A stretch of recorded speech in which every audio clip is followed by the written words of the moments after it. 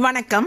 இந்த வீடியோவில் auditing and corporate governance சப்ஜெக்டில் 2 மார்க்ஸ் கொஷின்ஸ்க்கு ஆன்சர்ஸ் வீடியோவாக அப்லோட் பண்ணியிருக்கேன். இந்த வருஷத்துல இருந்து உங்களோட syllabus new syllabus. Okay, 2 unit வேற புது யூனிட் ஆட் ஆயிருக்கு. அதுக்கேற்ற மாதிரி உங்களுக்கு கொஷின்ஸ் கொடுத்துருக்கேன். ஸ்டூடெண்ட்ஸ், தியரி சப்ஜெக்ட்ஸை பொறுத்த வரைக்கும் உங்களுக்கு பாஸ் பண்ணுறதுக்கு தேவை சப்ஜெக்டை பற்றின அடிப்படை புரிதல். ஓகேவா?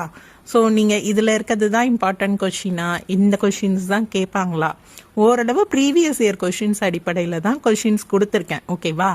நீங்கள் எப்படி எக்ஸாம் எழுதணும் தியரி எக்ஸாம் அப்படின்னு பார்த்தீங்கன்னா, நீட் ப்ரெசன்டேஷன் கண்டிப்பாக நீங்கள் சைடு ஹெட்டிங்ஸ் எல்லாம் நல்லா டயக்ராம் போட்டு ப்ரெசன்ட் பண்ணுங்க. அதாவது நீங்கள் பேப்பரில் எழுதுறதையே பார்க்கும்போது கண்டிப்பாக நீங்கள் பாஸ் பண்ணணுன்ற எண்ணத்தோட எழுதுறீங்க. அந்த ஒரு மைண்ட் செட் பேப்பர் திருத்துறவங்களுக்கு கண்டிப்பாக கொடுக்கணும். ஓகேவா? அதே மாதிரி 2 மார்க் கொஷின்ஸ் ஆடிட்டிங்கில் 2 லைன்ஸில் தான் மோஸ்ட்லி ஆன்சர்ஸ் கொடுத்துருக்கேன். ஸோ 2 மார்க் கொஷின்ஸ் படிக்கிறது ரொம்பவே ஈஸி. கான்சென்ட்ரேட் பண்ணி படிங்க. அடிப்படை புரிதல் இருந்தால் தியரி சப்ஜெக்டில் பாஸ் பண்ணிடலாம். இப்போ நீங்கள் ஆடிட் ப்ரோக்ராமை பற்றி உங்களுக்கு ஓரளவு தெரியும். நீங்கள் ஃபீச்சர்ஸ் படிச்சுட்டு போயிருக்கீங்க. அதில் அப்ஜெக்டிவ்ஸ் கேட்டிருக்காங்க. பரவாயில்ல, உங்களுக்கு தெரிஞ்சதை நீங்கள் எழுதலாம். சப்ஜெக்ட் ரிலேட்டடாக எழுதணும். ஓகே, ஒவ்வொரு டாப்பிக்கை பற்றியும் நீங்கள் தெரிஞ்சுட்டு போங்க.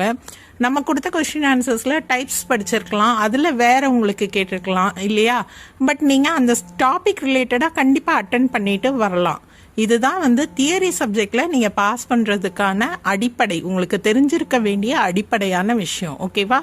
அடுத்து பார்த்தீங்க அப்படின்னா உங்களுக்கு இதில் அப்ரிவியேஷன்ஸ், டிஃப்ரென்ஸ், இந்த மாதிரி கொஷின்ஸ் தியரி கொஷின்ஸில் கண்டிப்பாக கேட்பாங்க. நீங்கள் இந்த 2 கொஷின் பேப்பர்லேயே பார்த்துருக்கலாம். கண்டிப்பாக அப்ரிவியேஷன்ஸ் கேட்டிருப்பாங்க. அதே மாதிரி என்ன கேட்டிருப்பாங்க உங்களுக்கு, டிஃப்ரென்ஸ் பிட்வீன், அந்த கொஷின்ஸ் எல்லாம் கான்சென்ட்ரேட் பண்ணி படிங்க. நல்லா எழுதுங்க. All the best.